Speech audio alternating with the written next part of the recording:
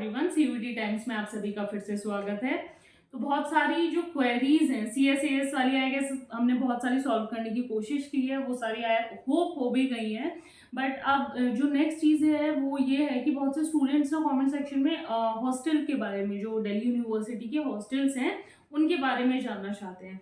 तो जो official notification है, मैं इससे पहले वाली वीडियो में भी बोल चुकी हूँ, ऑलमोस्ट मैं सारी वीडियो में यही बोलने की कोशिश करती हूँ कि जब तक ऑफिशियल नोटिफिकेशन नहीं आता है, डोंट बिलीव एनीवन। तो अभी तक जो हॉस्टल्स को लेकर है ना, जो डीयू ने अपना वेबिनार भी कंडक्ट किया था, उसमें कोई भी जो है ऑफिशियल नोटिफिकेशन नहीं था। ठीक है, अभी जो है सारा फोकस दिल्ली यूनिवर्सिटी का भी और सीयूईटी एस्पिरेंट्स का भी, सब किसी का जो है एडमिशन के ऊपर है, जो आपका सीएसएस पोर्टल के थ्रू हो रहा है। बट कुछ क्वेरीज हैं जो हॉस्टल से रिलेटेड है। उसमें पहली चीज तो ये बता दूं कि अभी उसका कुछ भी नहीं स्टार्ट हुआ है, ठीक है, किसी भी साइट पर।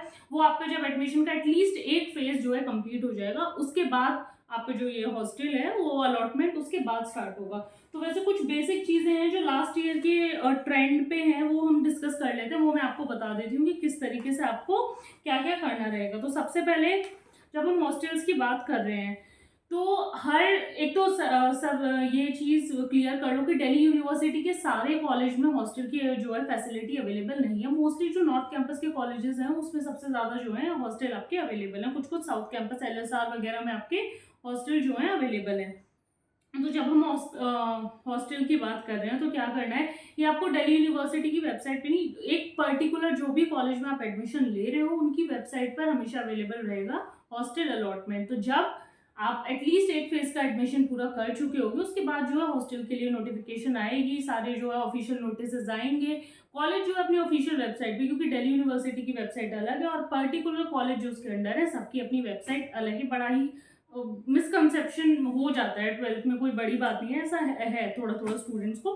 तो सब कॉलेज की अपनी जो है अलग वेबसाइट है, उस पर हॉस्टल के रिगार्डिंग वो अपना नोटिफिकेशन निकालेंगे। ठीक है, अभी नहीं निकाला है बट ये ध्यान रखो।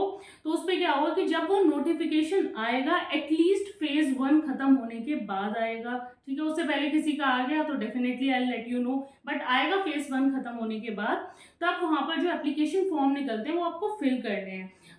एक चीज मैं क्लियर कर दूं कि हर किसी को हॉस्टल नहीं मिलता है। ठीक है, इतने सारे स्टूडेंट एडमिशन लेते हैं, 300 to 400 मैक्सिमम कैपेसिटी होती है, और उसमें अपने अलग अलग वो हैं, मतलब अलग अलग जो है रिक्वायरमेंट्स हैं, अलग अलग एलिजिबिलिटी क्राइटेरिया हैं जैसे आपके एडमिशन के लिए। तो हॉस्टल में एडमिशन लेना भी एक अलग ही माइलस्टोन है, एक अलग ही अचीवमेंट है, क्योंकि हॉस्टल में भी जो एडमिशन है आपके मेरिट प्लस इंटरव्यू के बेसिस पे होते हैं। मतलब ये देख लो कि कॉलेज में एडमिशन मेरिट के बेस पे हो जाएगा, लेकिन हॉस्टल के लिए इंटरव्यू भी देना है, तो मेरिट प्लस बहुत से जो होते हैं हॉस्टल वो अपना इंटरव्यू कंडक्ट करते हैं। वैसे इंटरव्यू इतना ज़्यादा डिफिकल्ट नहीं होता, कि यूपीएससी लेवल का है, बड़ा ही बेसिक सा होता है। आपके बारे में जानेंगे, आपसे कुछ कुछ चीज़ें पूछ लेंगे, और एक क्वेश्चन ज़रूर पूछेंगे कि क्यों चाहिए, why you need that hostel. ठीक है, अगर आप घर पे रह रहे हो, अच्छा सपोज कर लो आप दिल्ली से हो, तो चांसेस आपके बहुत कम है, ये कोई फेक होप मत रखना कि मिल जाएगा, क्योंकि मोस्टली अगर किसी का जेन्युइन रीजन कंसिडर किया जाता है उन स्टूडेंट को ज़्यादा प्रेफरेंस दी जाती है जो डिफरेंट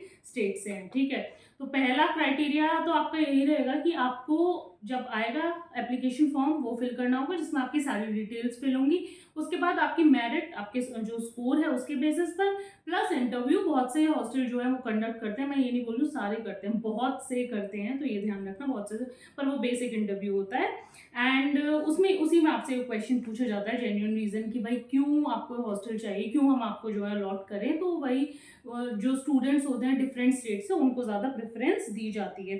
ठीक है, इस सब के बाद मेरिट और इंटरव्यू के 1 से 2 हफ्ते के बाद जो आपकी लिस्ट निकलती है ऑफिशियल वेबसाइट पर। आप ये धीरे धीरे वैसे जब नोटिफिकेशन आता है उस पर अपडेट फिर आने लगते हैं। जब आप रजिस्टर कर देते हो, मेल या फोन नंबर जो होता है, आपकी जो पर्सनल डिटेल्स आप एंटर करते हो, फिर उस पर आ जाती है सारी जो इन्फॉर्मेशन होती है रिलेटेड। एक चीज़ और मैं यहाँ पे बता दूं कि आपका ना रिजर्वेशन यहाँ पे भी होता है। तो जो शेड्यूल्ड कास्ट है उनके लिए 15%, शेड्यूल्ड ट्राइब्स के लिए 7.5%, पीडब्ल्यूडी कैटेगरी के लिए 3%। तो कुछ कुछ कैटेगरीज, कुछ कुछ जो परसेंट है सीट्स हैं हमारी सीडब्ल्यू कैटेगरी के लिए भी रिजर्व होती हैं। तो ये कुछ कुछ रिजर्वेशन भी है, बाकी आपका मेरिट और इंटरव्यू के बेसिस पर है।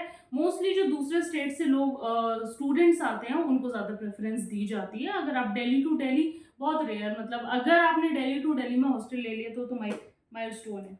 चलो, उसके बाद हाँ, हॉस्टल की फ़ीस की बात करें तो हॉस्टल की जो आपकी फ़ीस रहती है, जो मतलब एक ये नहीं है कि मैंने बोल दिया उतनी ही होती है, ऊपर नीचे थोड़ा बहुत चलता है। ये बस एक एवरेज मैं आपको बता रही हूँ कि इस तरीके से हो सकता है, या आपकी जो फ़ीस है वो 50 टू 80,000 के बीच रहती है, ठीक है? जो यहाँ ये साल की है, मतलब 50 टू 80,000 जो है आपका साल का रहता है। किसी-किसी में 50 भी हो सकती है, किसी में 40 भी होगी, जितने भी हॉस्टल है, किसी में 80 भी हो सकती है।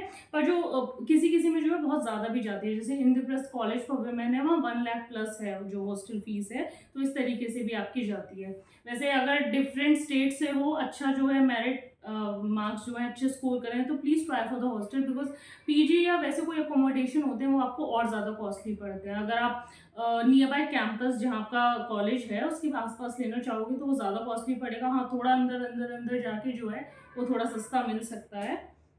एंड बट हॉस्टल का आपका जो है 50,000 टू 80,000 के बीच का जो है आपके एक्सपेंसेस रहेंगे। तो फिलहाल हॉस्टल से रिलेटेड इतनी ही इंफॉर्मेशन है, इतनी ही डीयू की वेबसाइट पर अवेलेबल है। जैसे जैसे इसके बारे में कोई ऑफिशियल नोटिफिकेशन आएगा मैं आपको बताती जाऊंगी। एंड अगर आपको कोई क्वेरी है तो कमेंट बॉक्स हमेशा आपके लिए खुला है, उसमें आप अपनी क्वेरी जो है, जो भी डाउट है वो बिल्कुल पूछ सकते हो। एंड क्वेरी से पहले या क्वेरी के बाद सब्सक्राइब ज़रूर कर देना। Thank you.